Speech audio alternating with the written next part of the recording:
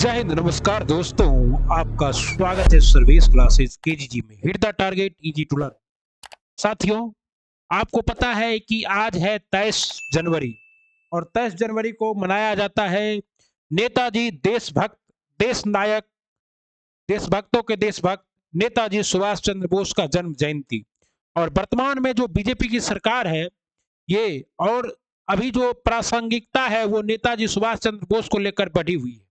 अतः हम लोग आज ये जानने का प्रयास करेंगे कि नेताजी सुभाष चंद्र बोस की जीवन परिचय को पढ़ेंगे कि कैसे उन्होंने मात्र 4 महीने की तैयारी में उस समय के और वर्तमान समय के भी सबसे टफेस्ट एग्जाम आईपीएस को फोड़ दिया था।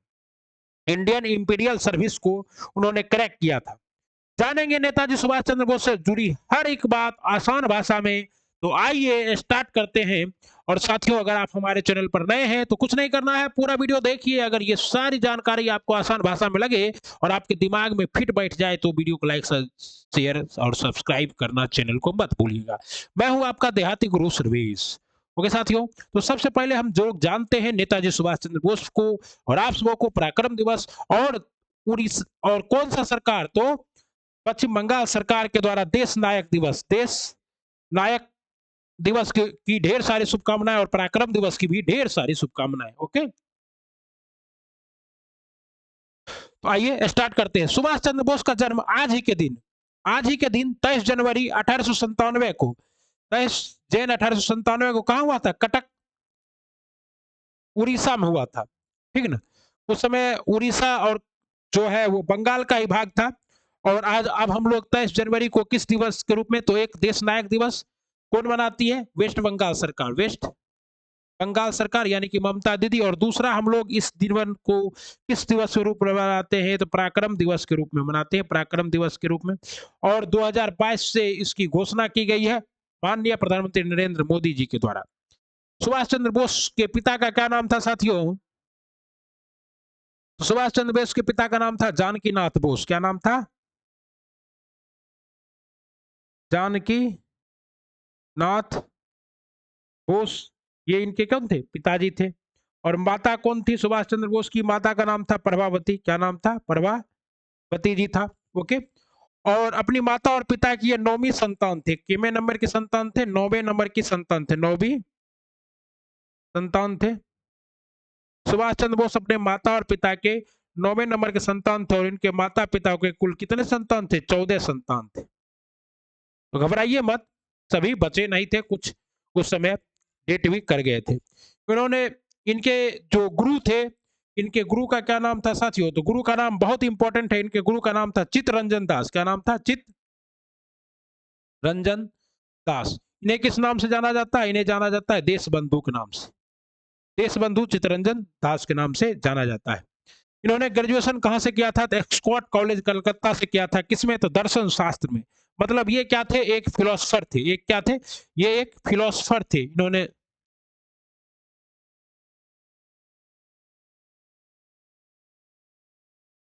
क्या थे? ये एक फिलोसफर थे। इन्होंने दर्शन शास्त्र में क्या किया था? बीए किया था। और वो भी कहां से? स्कॉट कॉलेज कलकत्ता से। Scott College Calcutta. सभी इनसे जुड़ी कुछ रोचक कहानियां भी आपको बताएंगे। और इन्होंने, जब देखिए एक बात है कि सुभाष चंद्र बोस जो है, गांधी जी का असहयोग आंदोलन चल रहा था। 1921 की बात है, 1921 ईस्वी की बात है। गांधी जी का असहयोग आंदोलन चल रहा था और सुभाष चंद्र बोस का स्नातक की डिग्री पूरी हो चुकी थी। और सुभाष चंद्र बोस जो है वो गांधी के असहयोग आंदोलन में डॉक्टर राजेंद्र प्रसाद की तरह, अनुग्रह नारायण सिन्हा की तरह, सर्वपल्ली राधाकृष्णन की तरह कूदना चाहते थे। लेकिन तभी इनके पिता, जो कि पेशे से एक वकील थे, जानकीनाथ बोस, उन्होंने कहा कि कुछ तो कर नहीं पाओगे, इसलिए राजनीति में जाना चाहते हो, देशभक्ति का ढोंग करते हो। इस बात से सुभाष चंद्र बोस को इतना ठेस पहुंचा कि उन्होंने अपने पिता को कुछ कर दिखाने की ठानी। और उसी दिन पिता से कहा कि आप हमारा टिकट बुक कीजिए। और ये चले गए कहाँ? लंदन। और लंदन जाके इन्होंने आईसीएस की तैयारी की। आईसीएस जो कि उस समय Indian civil services, imperial civil services के नाम से जाना जाता था। और 1920 में इन्होंने इसकी परीक्षा दी। और 1921 में ये 7 जो है मात्र 7 माह ड्यूटी की है। कितना माह? 7 माह के बाद इन्होंने क्या किया? 1921 में ड्यूटी छोड़ दी और इस्तीफा दे दिया। अंग्रेज इससे डर गए थे क्योंकि इन्होंने आईसीएस की परीक्षा में उस समय कुछ ही मंथों की तैयारी में चौथे रैंक लाए थे। किस नंबर पर रैंक लाए थे? 4th रैंक लाए थे। ओके, ये मोस्ट इंपॉर्टेंट फैक्ट है साथियों। तो सुभाष चंद्र बोस अपने पिता को सिर्फ ये दिखाने के लिए कि मैं भी एक पढ़ा लिखा और काबिल बच्चा हूं, अपने पिता के ईगो में जाकर इन्होंने आईसीएस की परीक्षा दी और फिर उसको लात मारकर भारतीय स्वतंत्रता संग्राम में मां भारती की सेवा में कूद पड़े। और बाद में इन्होंने ही नारा दिया था, तुम मुझे खून दो मैं तुम्हें आजादी दूंगा। और इन्होंने एक बात कही थी, वो बात बहुत इंपॉर्टेंट है। इन्होंने कहा था जितना खून भारतीयों का बहेगा,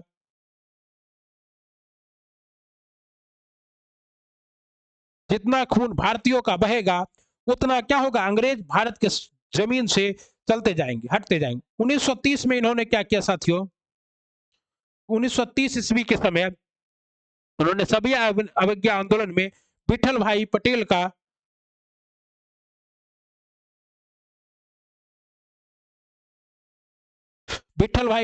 क्या किया? खूब सारा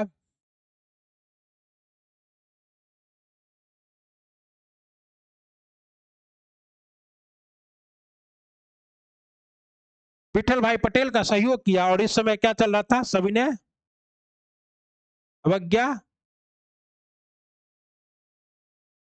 आंदोलन चल रहा था। ओके, और इन्होंने स्वास्थ्य लाभ के लिए ये कहा गए थे? ऑस्ट्रिया गए थे।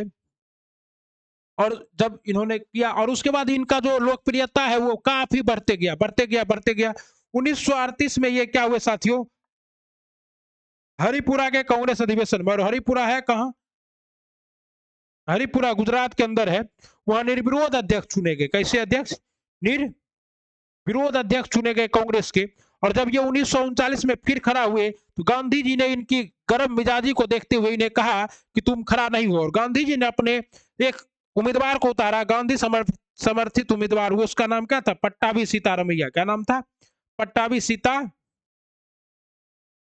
लेकिन सुभाष चंद्र बोस का जनाधार कांग्रेस के अंदर इतना बढ़ गया था, इतना बढ़ गया था कि सुभाष चंद्र बोस जो है वो क्या हुए कि गांधी समर्थित उम्मीदवार को हराकर जीतने में कामयाब रहे।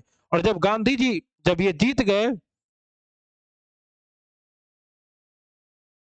जब गांधी जी के समर्थित उम्मीदवार को हराकर सुभाष चंद्र बोस जीत गए तो फिर उन्होंने क्या किया? अध्यक्ष पद से त्याग दे दिया, त्याग पत्र दे दिया, क्योंकि ये गांधी को जी का अपमान नहीं करना चाहते थे। और इन्होंने जब त्याग पत्र दिया तो फिर कहा गया कि पट्टाभी सीतारमैया को कि आप क्या बन जाइए? अध्यक्ष बन जाइए।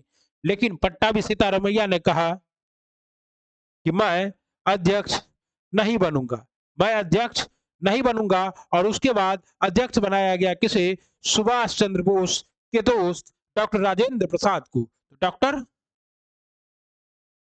राजेंद्र प्रसाद को। लेकिन अध्यक्ष के पद पर रहते हुए इस्तीफा देने वाले पहले व्यक्ति थे इन्हीं के गुरु चित्तरंजन दास, जो कि गया अधिवेशन, जो कि कहा हुआ था? 1922 में हुआ था गया अधिवेशन, गया में, बिहार में। तो उस समय उन्होंने, चित्तरंजन दास ने क्या किया था? अध्यक्ष के पद पर रहते हुए इस्तीफा दिया था। और उसके बाद सुभाष चंद्र बोस ने 1939 में, जो कि कहा है, कहां पर?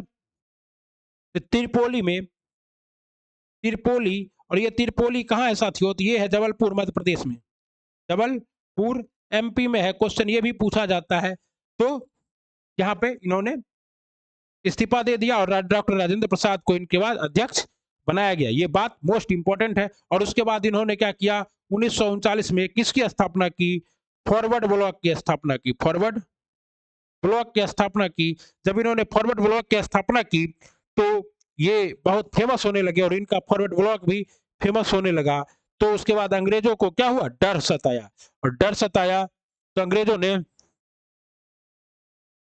ने इन्हें क्या किया? 1940 में इंडियन सेक्रेटरी लॉ के तहत, इंडियन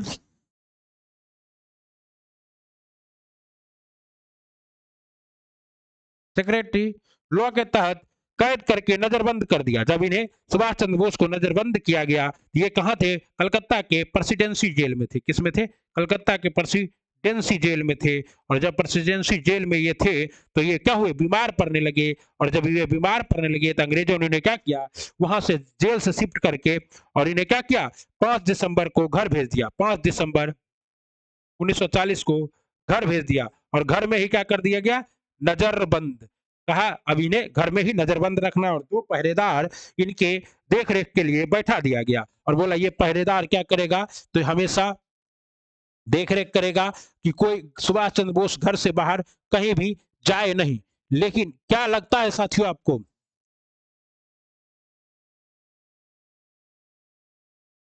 क्या लगता है साथियों आपको, सुभाष चंद्र बोस कहां जाएगा?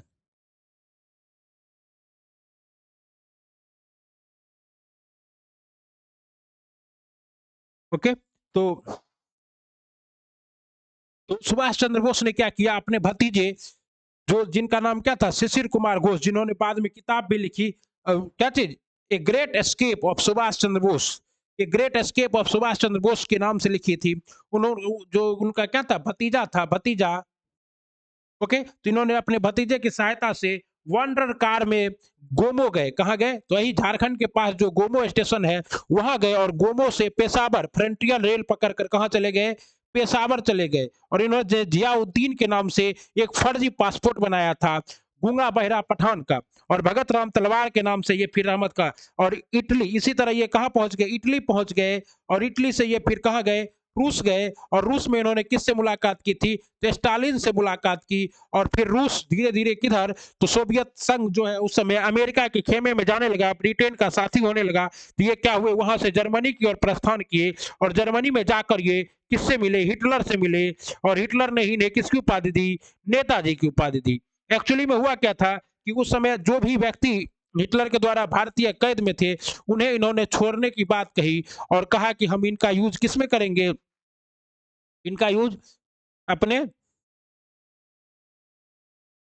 अपने लिए आजाद हिंद फौज बनाने में करेंगे। तो ये मान गए। इसी भी सुभाष चंद्र बोस जी जो है एक किताब भी लिखते हैं और 1937 में ही ये शादी भी करते हैं, किससे, तो एमली सहगल से शादी करते हैं। किससे, एमली सहगल से शादी करते हैं, जो कि एक ब्रिटिश मूल की महिला थी।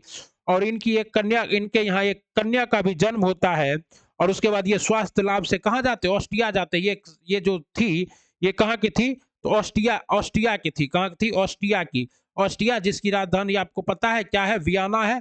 तो वियना ऑस्ट्रिया की थी ये एमिली सहगल, जो कि नर्स थी। स्वास्थ्य लाभ के लिए वो वहां जाते हैं और वहीं पर इनसे इन्होंने एक पुस्तक भी लिखी थी सुभाष चंद्र बोस ने, इसका नाम था द इंडियन स्ट्रगल। क्या नाम था, the Indian struggle. Subhash Chandra Bose की पुस्तक है द इंडियन स्ट्रगल। ये क्या है, किताब है हमारे नेताजी का। तो जब ये भाषण देने लगे तो इनका भाषण सुनकर हिटलर भी अचंभित रह गया और हिटलर ने इन्हें उपाधि दे दी नेताजी की। और अब ये कहलाने लगे नेताजी सुभाष चंद्र बोस। ओके, फिर क्या हुआ, द फ्री इंडियन लीजन नामक संस्था बनाई, क्योंकि इन्होंने क्या किया था, जितने भी अंग्रेज से लड़ते हुए भारतीय सैनिक गिरफ्तार हुए थे, टेंटों में थे, जर्मनी में उन्हें छुड़ाया और द फ्री इंडियन लीजन नामक संस्था बनाई। कहां, जर्मनी में, द फ्री इंडियन लीजन। और उन्हें समझाया कि हमें अंग्रेजों के खिलाफ लड़ना है, ना कि अंग्रेजों के लिए लड़ना है। और फिर ये वहां से आए कहां, सिंगापुर।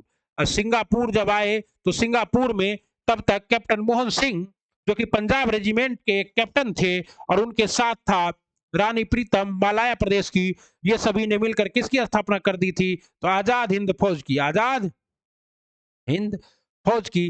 जैसे इन्होंने एक योग्य सेनापति को देखा, किसे, तो हमारे माननीय सुभाष चंद्र बोस जी को। तो इन्होंने क्या किया, 4 जुलाई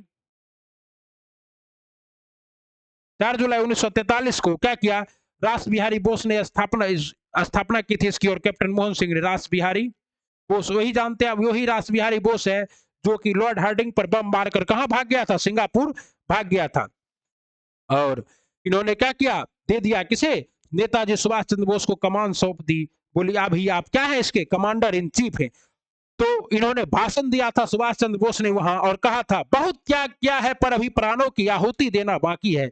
आजादी को आज हमें अपने शीश फल चढ़ा देने वाले पागल पुजारी की आवश्यकता है, जो अपना सिर काट के स्वाधीनता देवी के चरणों में रख सके, वैसे वीर भारत माता के सपूतों की हमें जरूरत है। और इन्होंने उस समय कहा था, तुम मुझे खून दो, मैं तुम्हें आजादी दूंगा, जय हिंद, जो बाद में अभिवादन बना।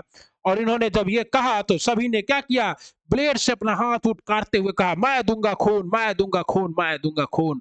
और जोश से क्या हुए, वहां आजाद हिंद फौज के सभी सैनिक जो है जोश से भर गए। इन्होंने 4 तरह के बटालियन बनाए थे नेताजी सुभाष चंद्र बोस ने, नेहरू बटालियन, गांधी बटालियन, और एक महिलाओं के लिए अलग बटालियन बनाया था, उसका नाम क्या था, रानी लक्ष्मीबाई बटालियन, और एक था सुभाष चंद्र बोस बटालियन। ओके, और रानी लक्ष्मीबाई की थी जो, वो आपको पता ही होगा। तो गांधी जी अब 1943 में सिंगापुर रेडियो से इन्होंने भाषण दिया और वहीं पर इन्होंने नारा दिया था, दिल्ली चलो, दिल्ली चलो। और अस्थायी सरकार की स्थापना की थी सिंगापुर में, और इन्होंने अपना पैसा भी, नोट भी छपवाया था सुभाष चंद्र बोस ने, जो कि नोट आपको गाहे बगाहे इंस्टाग्राम और फेसबुक पर देखने को मिल जाता होगा। तो इन्होंने सिंगापुर 1943 में जब ये सिंगापुर रेडियो पर आए, तो इनसे रेडियो पर पूछा गया कि आप गांधी के बारे में क्या कहेंगे, तो इन्होंने हंसते हंसते या मजाक में या कुछ भी कहा था कि गांधी क्या है, राष्ट्रपिता है। क्या है, तो राष्ट्रपिता। तो गांधी जी को पहली बार राष्ट्रपिता कहने वाले कौन थे, तो ये थे सुभाष चंद्र बोस। कौन थे, सुभाष चंद्र बोस जी थे। और जब इन्होंने राष्ट्रपिता कहा तो बदले में जब गांधी जी से ये पूछा गया तो गांधी जी ने इन्हें कहा, देशभक्तों का देशभक्त। क्या कहा, देश भक्तों का देश भक्त कहा गांधी जी ने, किसे, सुभाष चंद्र बोस को। और देश नायक किसे, किसने कहा था, देश नायक कहा था सुभाष चंद्र बोस को रविंद्रनाथ टैगोर ने। किसने, रविंद्रनाथ टैगोर ने। इस तरह सुभाष चंद्र बोस हमारे बन गए देशभक्तों के देशभक्त, देश नायक सुभाष, नेताजी सुभाष चंद्र बोस। लेकिन तभी क्या हुआ कि परमाणु बम गिरा दिया गया नागासाकी और हिरोशिमा पर, और जापान ने सुभाष चंद्र बोस का मदद करना कम कर दिया। और जिस वजह से क्या हुआ, सुभाष चंद्र बोस को अपनी सेना, जो कि अंडमान पूरा जीत चुका था, उसे वापस ले जाना पड़ा। और ये फार्मोसा द्वीप से, फार्मोसा द्वीप जिसको अभी ताइवान के नाम से जाना जाता है, ताइवान, जहां अभी हाल ही में चुनाव संपन्न हुआ है जिस पर चीन का प्रभुत्व है, वहां से ये क्या हुए, वापस जा रहे थे जापान की ओर, तभी एक प्लेन हादसे में इनकी मृत्यु हो गई। किसकी, सुभाष चंद्र बोस की, नवंबर 1945 में। नवंबर 1945 में सुभाष चंद्र बोस की मृत्यु हो गई। और जब इनकी मृत्यु हो गई तो इनके मृत्यु के बाद क्या किया गया, 18 अगस्त 1945 को, सॉरी 18 अगस्त 1945 को सुभाष चंद्र बोस की जब मृत्यु हो गई, तो बाकी के जो इनके व्यक्ति थे, जो इनका जुड़ा हुआ लोग था सो आजाद हिंद फौज के, उन्हें पकड़ लिया गया। जैसे गुरबख्श सिंह हो गया, शाहनवाज हो गया, प्रेम सहगल हो गए, इन सबों को गिरफ्तार करके लाल किला पर क्या किया गया, लाल किले के प्राचीर के अंदर ओपन सभा लगाकर मुकदमा चलाया गया। जब आजाद हिंद फौज के इन वीर सिपाही पर मुकदमा चलाया जा रहा था, तो भूला भाई देसाई, तेज बहादुर सप्रू, अरुणा आसिफ अली ने बचाव किया। और इसमें जवाहरलाल नेहरू भी थे इसको बचाने में। और जब बचाव किया तो फिर लॉर्ड बेबल ने, किसने, लॉर्ड बेबल ने मृत्युदंड क्या कर दिया, मृत्युदंड माफ कर दिया। और आजादी के बाद इन सबों को क्या कर दिया गया, रिहा कर दिया गया। और सुभाष चंद्र बोस की मृत्यु के बाद, ठीक है ना, इन्होंने अभी हाल ही में जो रॉस आइलैंड था, रॉस आइलैंड आइलैंड इसका नाम रख दिया गया सुभाष चंद्र बोस आइलैंड। और हेवलॉक आइलैंड का नाम बदल कर रख दिया गया स्वराज आइलैंड।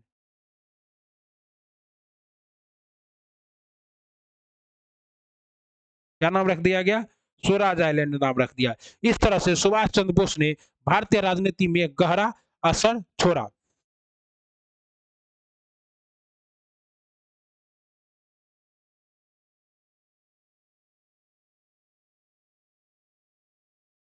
और मान सुभाष चंद्र बोस हमारे देश नायक, इनकी मृत्यु संदिग्ध है, 18 अगस्त 1945 के मरे। लेकिन फिर भी बहुत जगह ऐसा कहा जाता है कि सुभाष चंद्र बोस क्या थे,